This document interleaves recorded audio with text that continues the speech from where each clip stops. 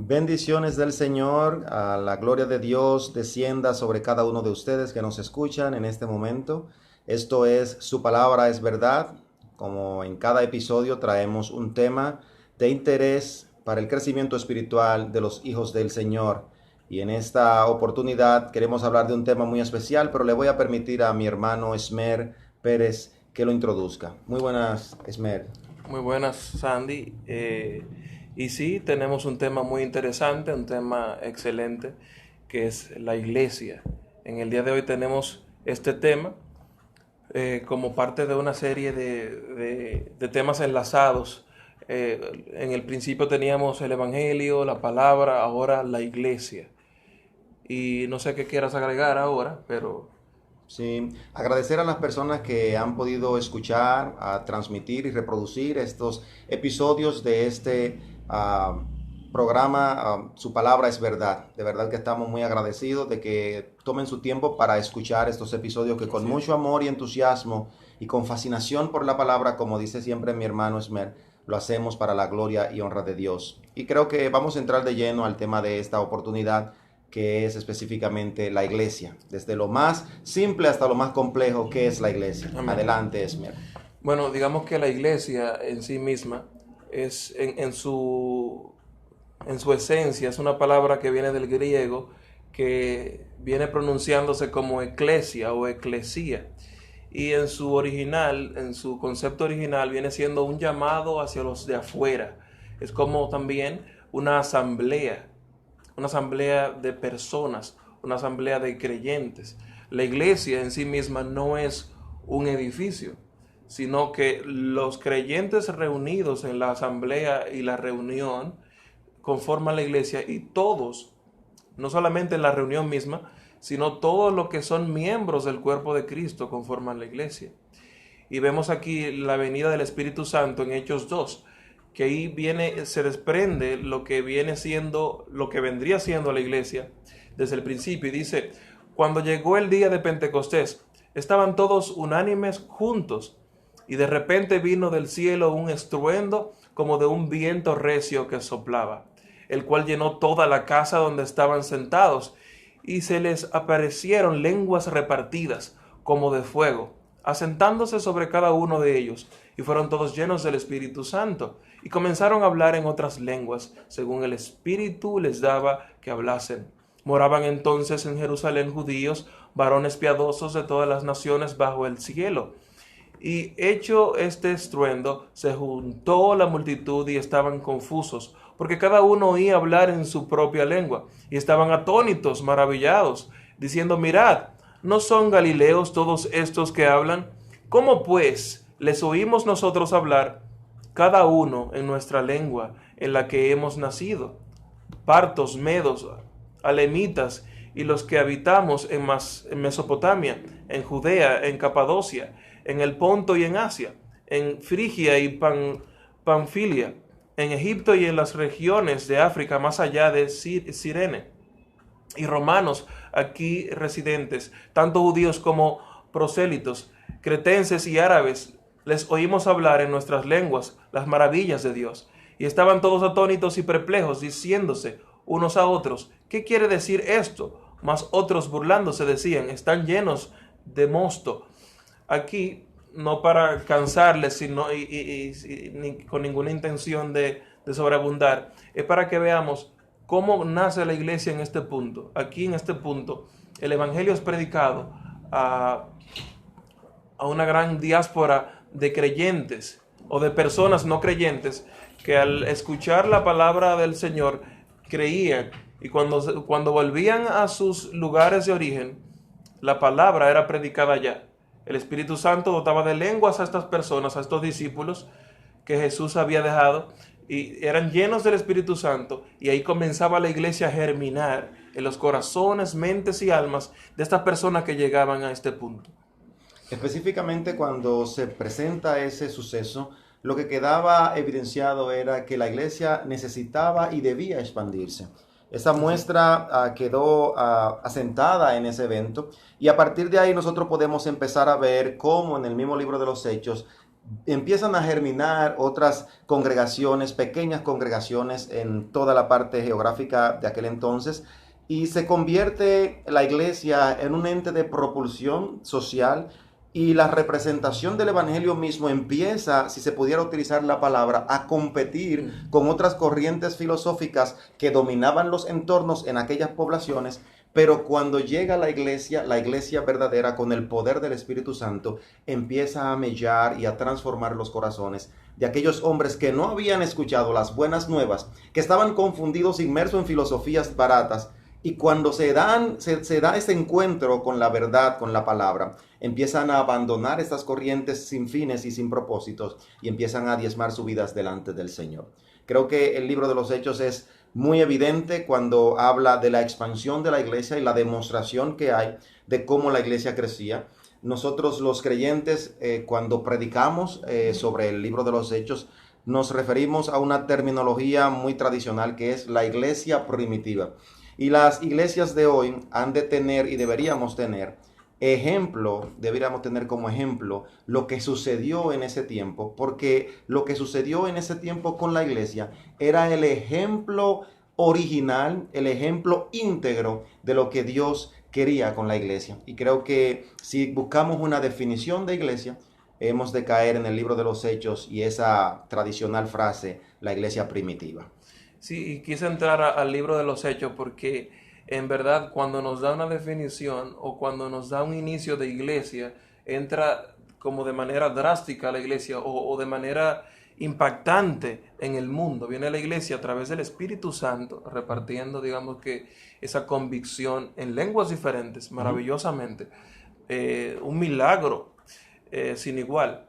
Y vemos aquí cómo la iglesia se expande. Y dice también Efesios 1, 22 en adelante, y sometió todas las cosas bajo sus pies y dio por cabeza sobre todas las cosas a la iglesia, la cual es su cuerpo, la plenitud de aquel que todo lo llena en todo.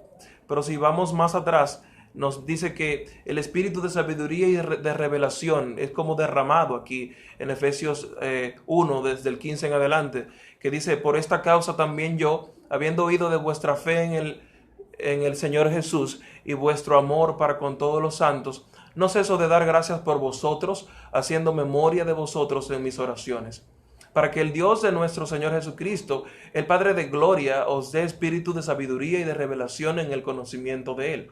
Esto es un hombre que está hablando aquí. Este hombre no conocía de la palabra ni conocía de la iglesia. Era un incrédulo persecutor de los cristianos. Este hombre, diríamos, bueno, este hombre era un ignorante y ahora se cree el más sabio. Este señor era Pablo que está hablando aquí. Y este hombre, a través de esta maravilla, de esta predicación, es un abanderado del conocimiento de Dios. Y le está hablando a los efesios, le está hablando que tenemos que procurar la revelación y el conocimiento, alumbrando los ojos de vuestro entendimiento para que sepáis cuál es la esperanza a que Él os ha llamado y cuáles las riquezas de la gloria de su herencia en los santos, y cuál la supereminente grandeza de su poder para con nosotros los que creemos, según la operación del poder de su fuerza, la cual operó en Cristo, resucitándole de los muertos y sentándole a su diestra en los lugares celestiales, sobre todo principado y autoridad y poder y señorío, y sobre todo nombre que se nombra, no solo en este siglo, sino también en el venidero, y sometió todas las cosas bajo sus pies, y dio por cabeza sobre todas las cosas a la iglesia,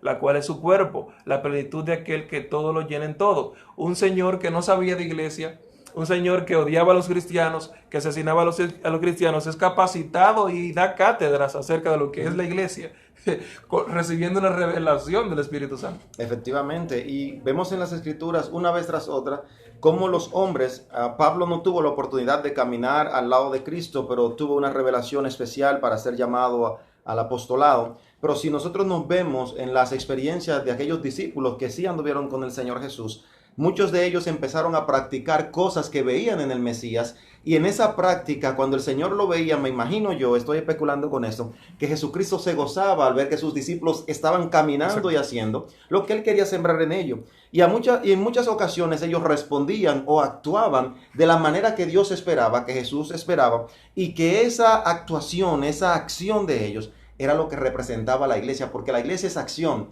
la iglesia es práctica, la iglesia es un verbo que se conjuga en tiempo presente, pasado y futuro.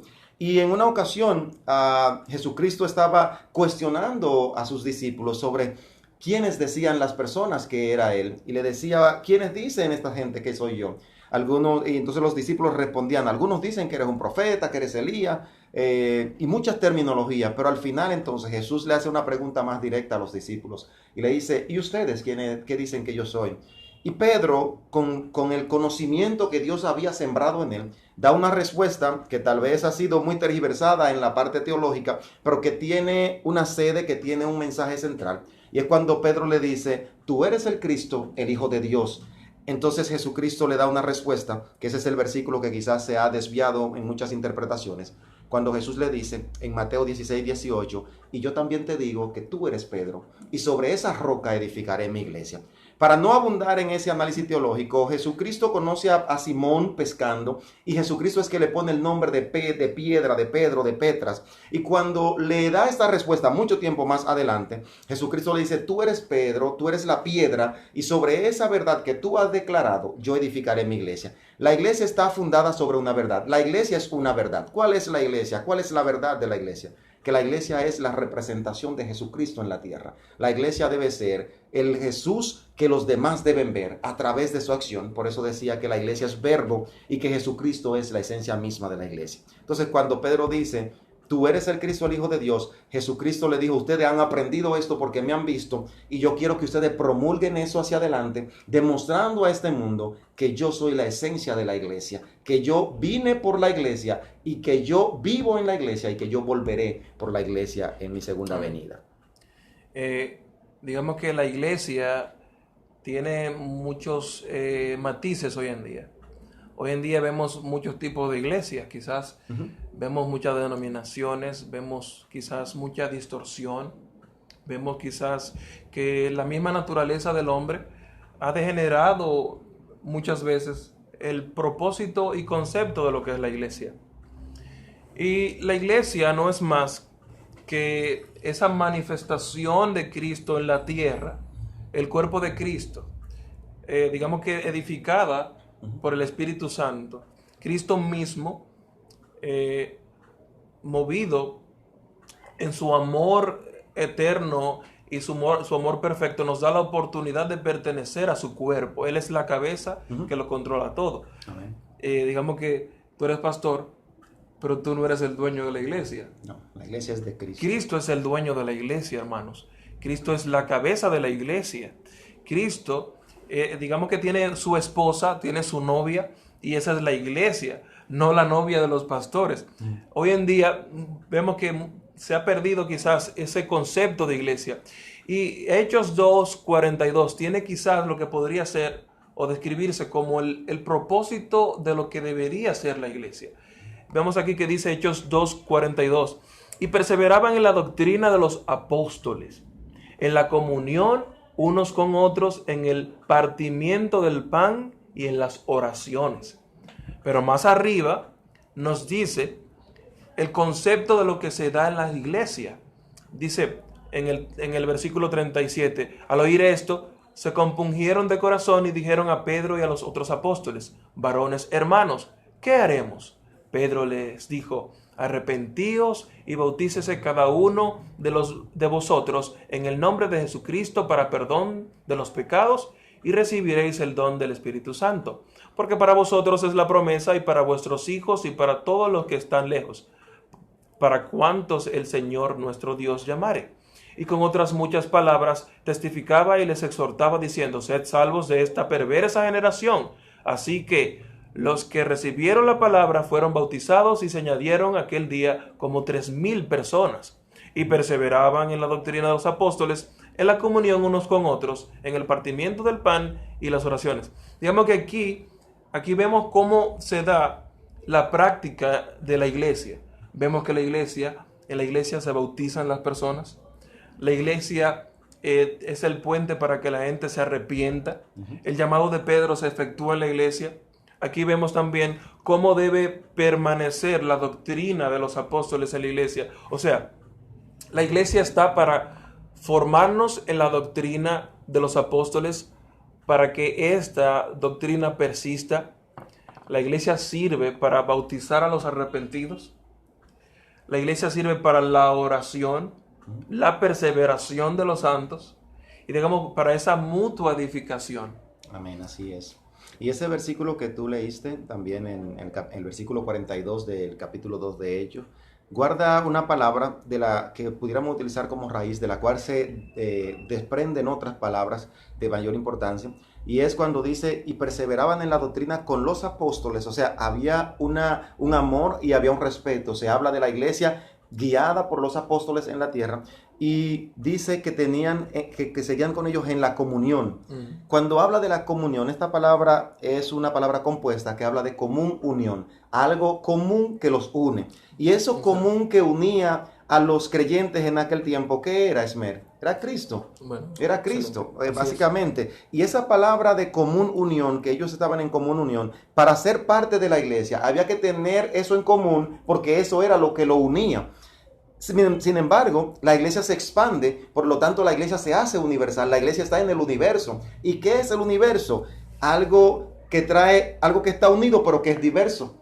Algo unido pero que es diverso. Y dentro de eso tan diverso hay algo que nos une. Lo que Dios estaba buscando, lo que Jesús vino a enseñarnos era que a pesar de estar en la diversidad, de nosotros vivir en la diversidad, debe haber algo común que nos une. Y eso común debe ser Cristo. Amén. Y cuando eso común nos une, eso nos lleva a la iglesia. Porque en la iglesia es donde nosotros, podemos compartir y vivir de la manera que Dios quiere que vivamos. Por eso decíamos ahorita que la Biblia habla claramente de la iglesia como acción. Cuando Jesús llega a la tierra, sale a la calle a vivir la iglesia.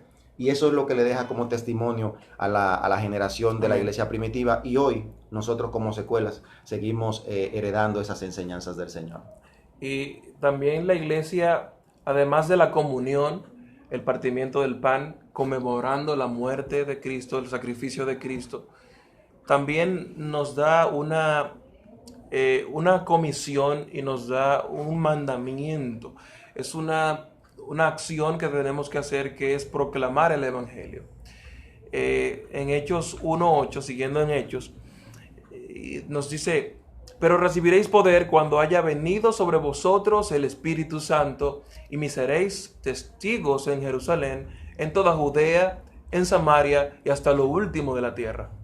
Digamos que en este punto le da una comisión a estos discípulos de ese tiempo. Serán testigos en Samaria, en toda Judea y hasta lo último de la tierra. Esto de lo último de la tierra, obviamente, que no se dio con ellos. Uh-huh. Ellos no llegaron todavía a América, por ejemplo. Era el Cairo, o sea, todavía. Todavía no era el tiempo de ellos en ese momento. Cuando nos habla de lo último de la tierra, se nos deja a esta generación que viene después de la expansión de Occidente al resto del planeta. Y vemos que todavía a nosotros nos queda esta gran comisión. Pero nosotros debemos serle testigo a Él hasta lo último de la tierra. Y hay una promesa que Él nos da en Mateo 28, ¿verdad? Mateo 28, del 18 al 20, que nuestro hermano Sandy me había comentado acerca al respecto. Hay una promesa que quiero que ustedes escuchen. Es una promesa que de verdad nos deja regocijados, nos deja tranquilos, nos deja en paz, porque sabemos algo que Él nos dijo. ¿Qué nos dice Él? ¿Tú te refieres a la palabra de Dios en Mateo 16 específicamente, o el 18? Mateo 28, del 18 en adelante. El 28. Aquí nos dice: y Jesús se acercó y les habló diciendo: toda potestad me es dada en el cielo y en la tierra, por tanto id y haced discípulos a todas las naciones, bautizándolos en el nombre del Padre y del Hijo y del Espíritu Santo, enseñándoles que guarden todas las cosas que os he mandado, y he aquí yo estoy con vosotros todos los días hasta el fin del mundo. Amén. Esa es la palabra. Excelente. Ahí hay una promesa, y es que Él estará con nosotros hasta el fin del mundo, por los siglos. Nosotros no podemos, digamos que, estar con temor, de ir más allá y proclamar el evangelio de salvación.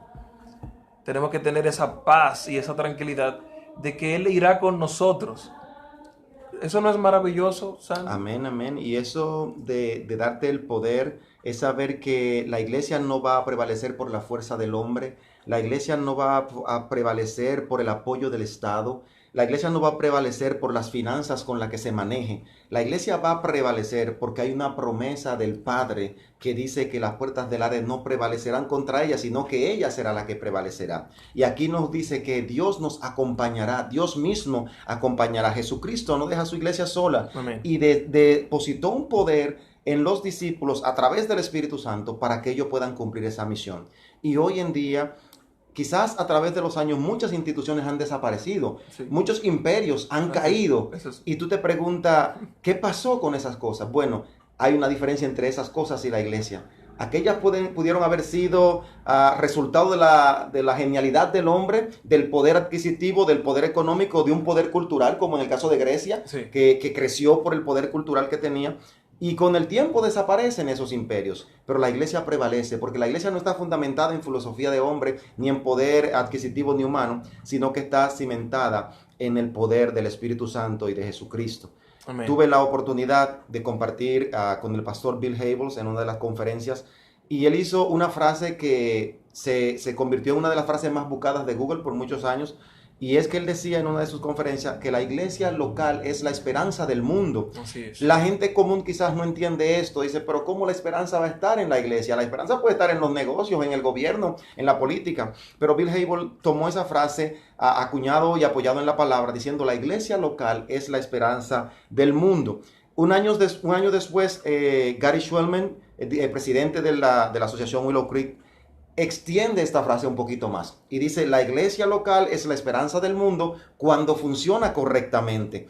Eso sensibiliza el corazón de cualquier creyente, sensibiliza el corazón de cualquier pastor, cuando sabe que está dirigiendo, que está a la cabeza, o que un miembro que forma parte de la esperanza del mundo. Cuando un creyente habla en representación de una congregación, habla en representación del evangelio, debe hacerlo con la correcta y completa convicción de que está hablando desde el podio que Dios quiere que el hombre hable, y que está hablando desde una guardería donde está cimentada la esperanza de este mundo.